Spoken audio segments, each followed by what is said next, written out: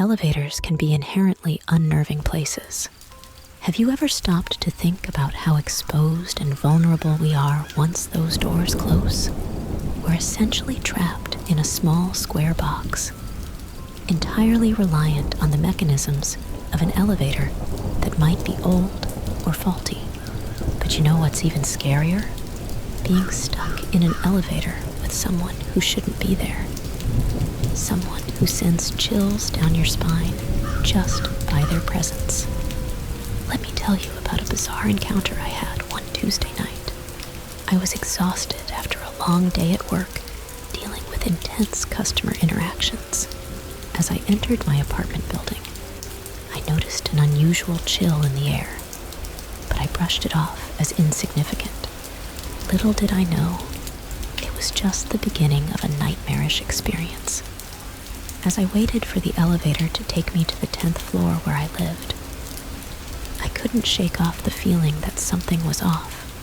The lights in the building were flickering erratically, an unsettling sight in a relatively new building. But as the elevator arrived, I pushed aside my unease and stepped inside. Almost immediately, I felt a shiver run down my spine as the doors closed behind me. The elevator began its ascent with a low hum, but I couldn't shake off the feeling of discomfort settling over me. And then I saw her, a young girl standing in the far corner, dressed in a white dress, her back turned to me. Questions raced through my mind. What was a young girl doing alone in the elevator at this hour? Was she lost? But what unnerved me the most was her utter stillness. She didn't move or make a sound. Despite the eerie atmosphere, I approached her, intending to offer help or comfort. But as I drew closer, I noticed something peculiar. How long had we been ascending? It felt like an eternity, far longer than it should take to reach the 10th floor. And to my bewilderment, the lights on every floor were lit simultaneously. Confusion gripped me as I turned back to the girl, only to find her gone. Panic crept in as I scanned the elevator, but there was no trace of her. And just as I began to doubt what I had seen, the emergency lights flickered on, casting a crimson glow over the confined space. And there she was again, in the same corner where she had stood before. But something was different this time. She was facing me, yet her features were obscured in darkness, except for her eyes, filled with an intensity that sent chills down my spine. As the temperature plummeted, I felt an overwhelming sense of dread wash over me. It was as though the very air had turned icy, suffused with a presence that seemed to envelop the entire elevator. And then, in a heartbeat, the emergency lights blinked out, plunging us into darkness. In that momentary blackout, the girl moved closer, her visage now illuminated by the faint glow of the emergency lights. But what I saw made my blood run cold. Her once pristine white dress was now a tattered, decaying garment, and her face, devoid of flesh, revealed a ghastly skull. Fear paralyzed me as I stood there, unable to move or even comprehend what was happening. The stench of decay filled the air, suffocating me as I struggled to make sense of the nightmare unfolding before my eyes. And then, as if sensing my terror, the girl's eyes bore into mine with an intensity that felt like a silent accusation. The chilling encounter in the elevator left me shaken to the core. As the elevator ascended to the 10th floor, my body seemed to move on its own, contorting in unnatural ways. My neck stretched unnervingly, and my arms extended upwards, as if compelled by some unseen force. And then, amidst the pounding on the ceiling and the echoing sobs, strange sense of peace washed over me.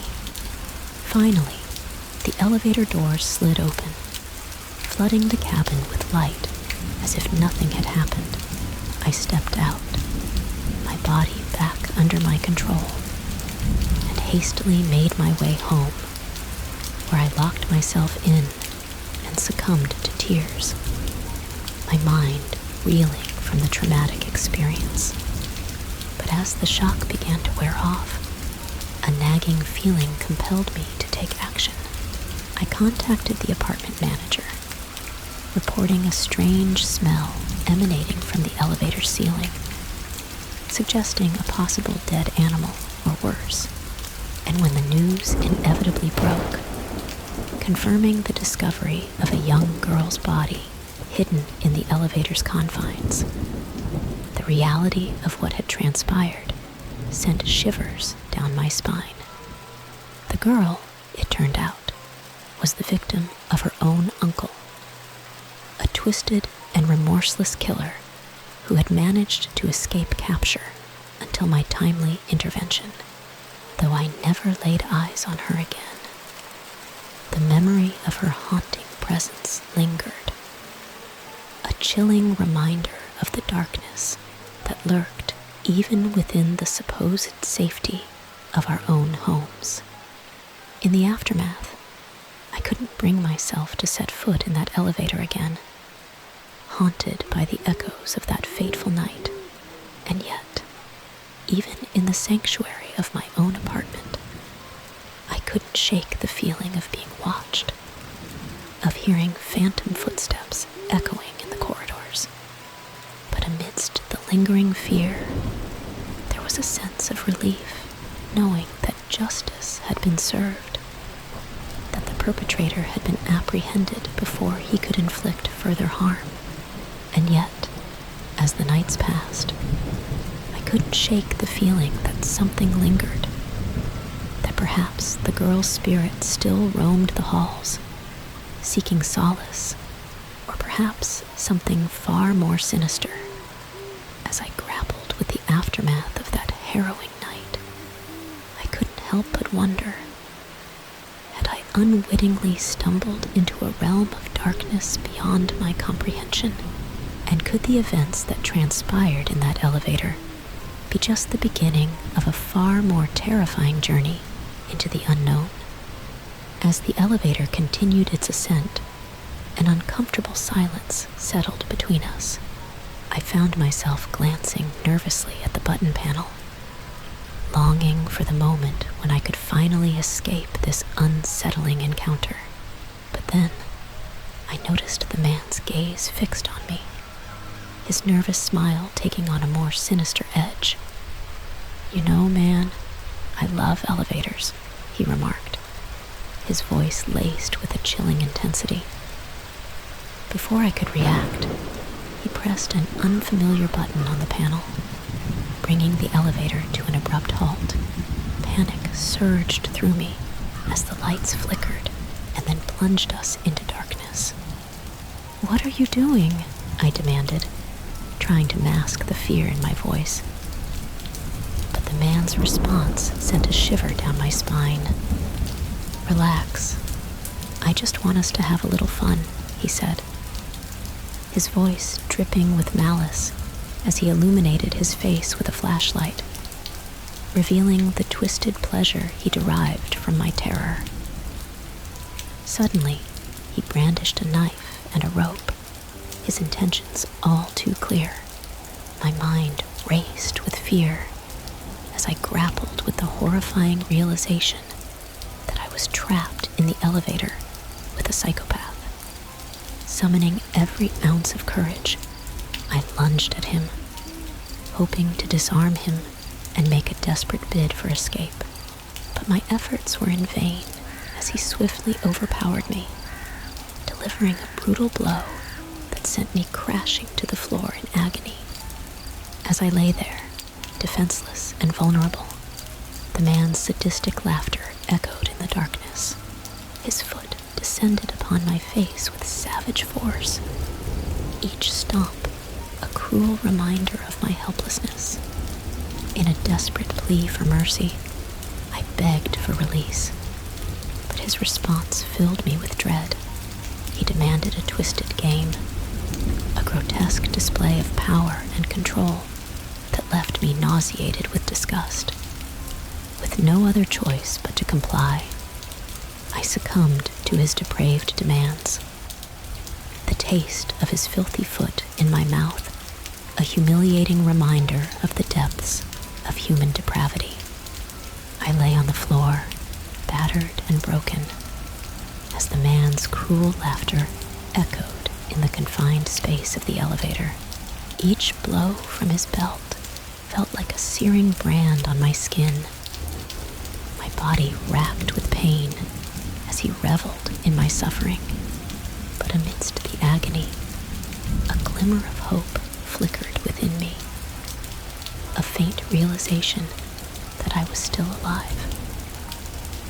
As the man loomed over me, brandishing the knife with chilling intent, I closed my eyes, bracing myself for the final blow.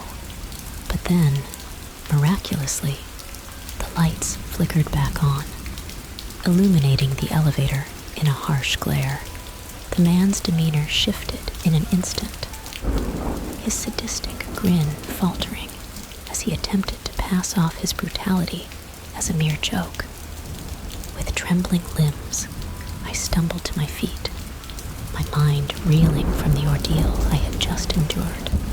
As the elevator continued its ascent, I watched in horror as the man manipulated the controls with ease, his parting words chilling me to the bone. As the doors slid open on my floor, I fled in terror, my heart pounding with the realization that I had narrowly escaped a grisly fate. But even as I sought refuge in my apartment, I couldn't shake the feeling of being watched, the specter of the psychopath's presence haunting me like a shadow. In the days that followed, I took every precaution to protect myself and my loved ones, warning my neighbors of the danger that lurked within our building. And yet, despite my best efforts, I couldn't shake the feeling that the man's twisted game was far from over.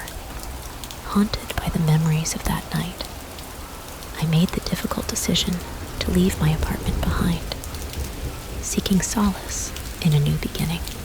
But no matter how far I ran, I couldn't escape the feeling that the man was still out there, lurking in the shadows, waiting for his next victim. Now, as I navigate the halls of my new apartment, I can't help but wonder, will he ever resurface, ready to unleash his sadistic games once more? Or is he merely a figment of my imagination, a ghostly reminder of the trauma I endured? As Evan's unsettling encounter unfolded in the confines of his new apartment, a chilling realization dawned upon him. The sinister presence he had encountered was not a mere figment of his imagination, but a malevolent force stalking him from the shadows. Haunted by the specter of the psychopath's lingering presence, Evan found himself consumed by fear, his every move shadowed by the fear of the unknown. Despite his best efforts to move on, the memory of that harrowing night continued to torment him, a constant reminder of the darkness that lurked just beyond the safety of his own home. But as Evan struggled to come to terms with the trauma he had endured, a new threat emerged on the horizon. The sinister allure of the elevator game. Rumored to transport players to an alternate reality, the game had captivated the imaginations of thrill seekers and urban explorers alike, drawing them into a world of danger and intrigue. Among those drawn to the game was Billy Ray, a YouTuber intent on testing its veracity in the abandoned confines of a desolate building. Armed with nothing but a camera and his own curiosity, Billy stepped into the elevator, his every move captured on film for the world to see. As the elevator ascended through the darkened corridors of the abandoned building, Billy's apprehension grew with each passing floor. Yet, despite his fears, he pressed on, determined to uncover the truth behind the enigmatic game. But as Billy reached the 5th floor, his journey took a sinister turn. In a chilling twist of fate, a mysterious woman clad in a crimson dress materialized before him. Her presence, a stark contrast to the desolate emptiness of the abandoned building. With mounting dread, Billy realized that he was no longer alone in the elevator, his every instinct screaming at him to flee. But as the elevator descended to the 1st floor, trapping him in a nightmarish game of cat and mouse, Billy knew that escape would not come easy.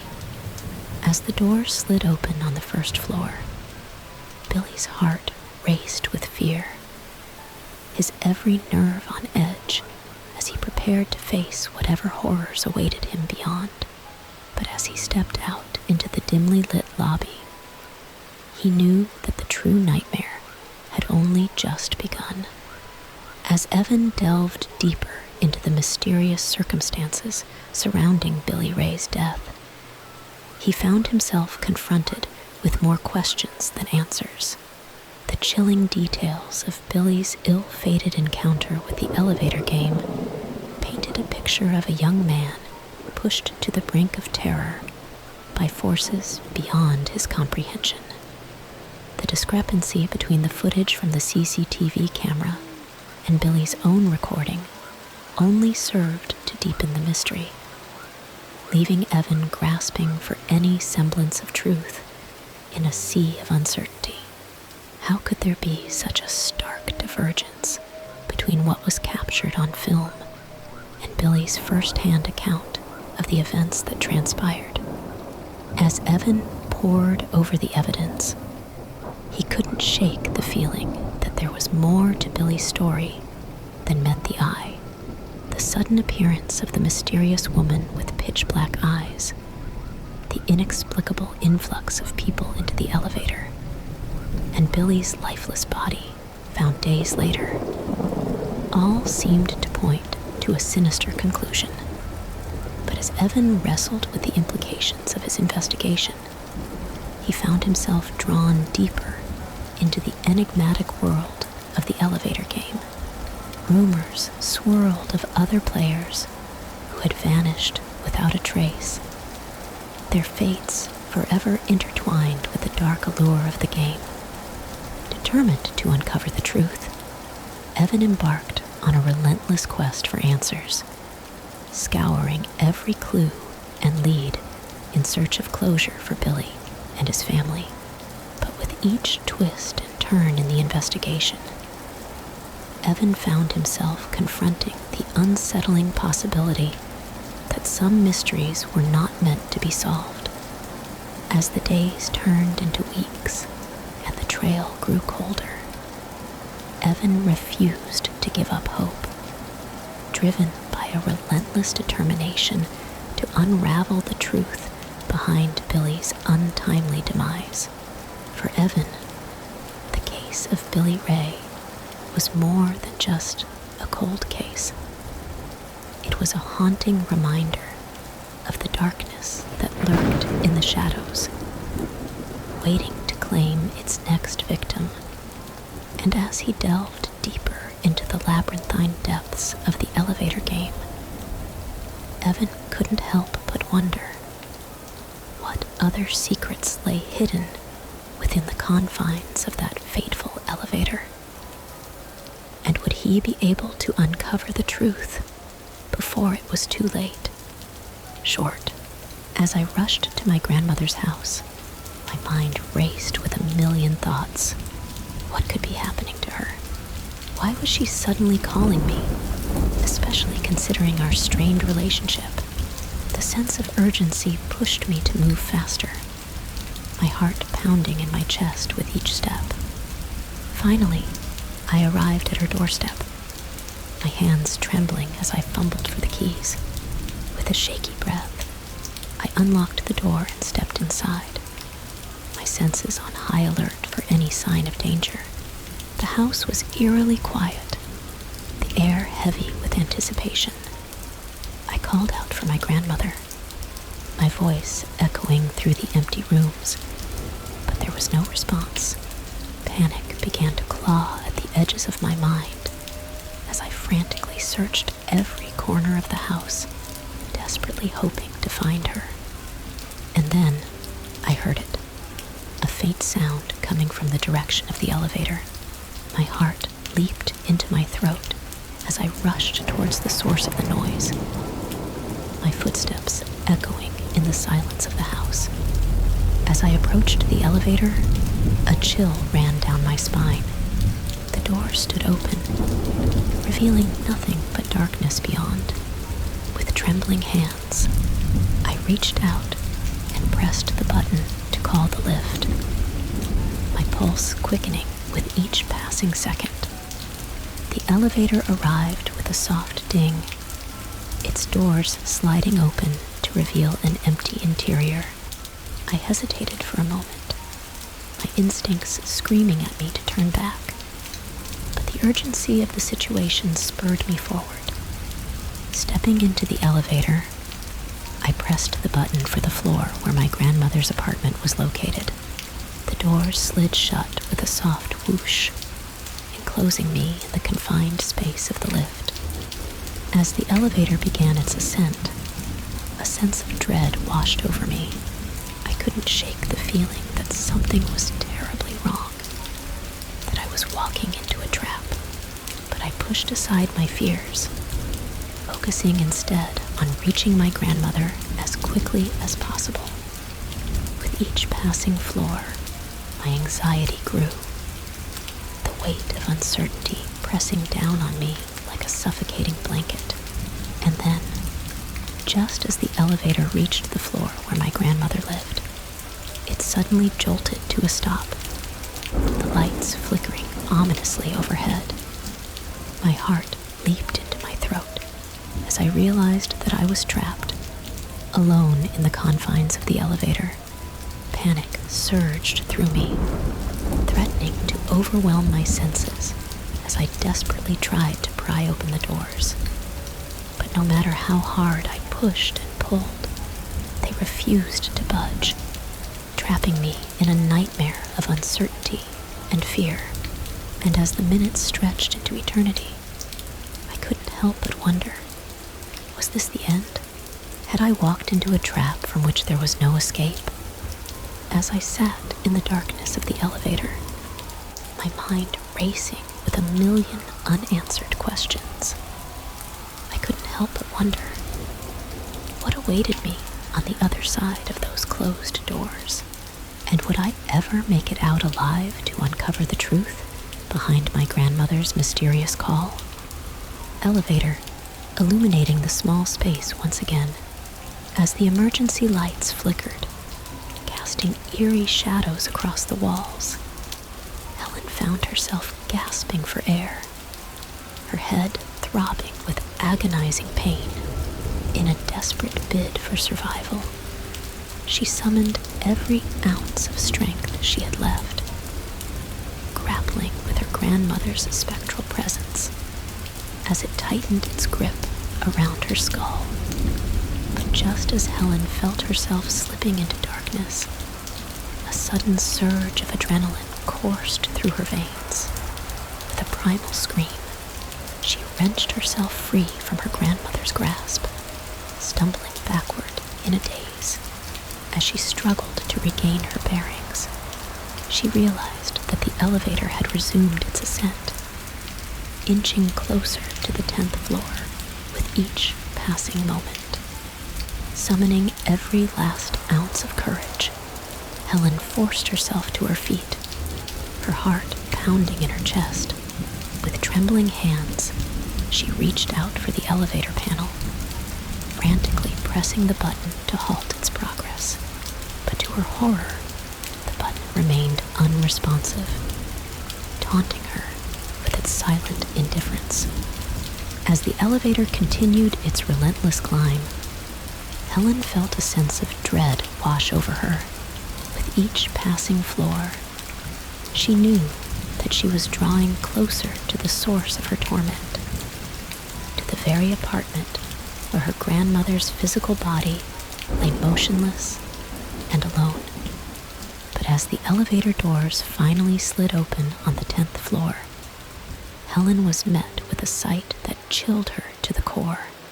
The hallway stretched out before her, shrouded in darkness, devoid of any signs of life, and yet she couldn't shake the feeling that she was being watched, that unseen eyes lurked in the shadows, waiting to pounce. With trembling limbs, Helen stepped out into the hallway, her senses on high alert. Every instinct screamed at her to flee, to escape the clutches of whatever malevolent force had ensnared her. But as she turned to retreat back into the safety of the elevator, she was met with an even more chilling sight. Standing before her, bathed in the dim light of the emergency lamps, was the spectral figure of her grandmother. Her eyes glowed with an otherworldly intensity, locking onto Helen with a gaze that pierced straight through to her soul. For a moment, time seemed to stand still as grandmother and granddaughter faced off in the desolate hallway. And then, with a bone-chilling shriek, the apparition lunged forward, its ethereal form colliding with Helen's own. As darkness closed in around her, Helen felt herself being consumed by a maelstrom of agony and despair. In that moment of utter terror, she realized that she was not alone in the darkness, that her grandmother's spirit would forever haunt the halls of the apartment building, a vengeful specter doomed to roam for all eternity. And as the echoes of her screams faded into the night, the elevator doors slid shut, sealing Helen's fate within the confines of that cursed building. The harrowing events surrounding Helen's encounter with her grandmother's vengeful spirit left her shaken to her core as she stood outside her grandmother's apartment, surrounded by the grim presence of law enforcement officers. The reality of what had transpired began to sink in. The discovery of her grandmother's lifeless body, surrounded by sinister symbols of occult rituals, sent shivers down Helen's spine. It was a scene straight out of a nightmare, a stark reminder of the darkness that lurked beneath the surface of reality. But what chilled Helen to the bone was the revelation that her grandmother's death had been anything but ordinary. The sight of her own image surrounded by black candles, captured in eerie photographs hidden within her grandmother's cold, sent a shiver down her spine. It was as if her grandmother had been consumed by a malevolent obsession, driven to madness by forces beyond her control. And in her final act of desperation, she had sought to ensnare Helen in the same web of darkness that had consumed her own soul. Haunted by the memory of her grandmother's twisted descent into madness, Helen vowed never to set foot in an elevator again. The thought of being trapped in such a confined space, at the mercy of unseen forces, filled her with a primal fear unlike anything she had ever known. From that day forward, Helen chose to take the stairs, preferring the physical exertion of climbing flights of steps to the suffocating grip of an elevator's metal walls. It was a small price to pay for the sense of control and security it afforded her. a way to reclaim a sense of agency in a world teetering on the brink of darkness.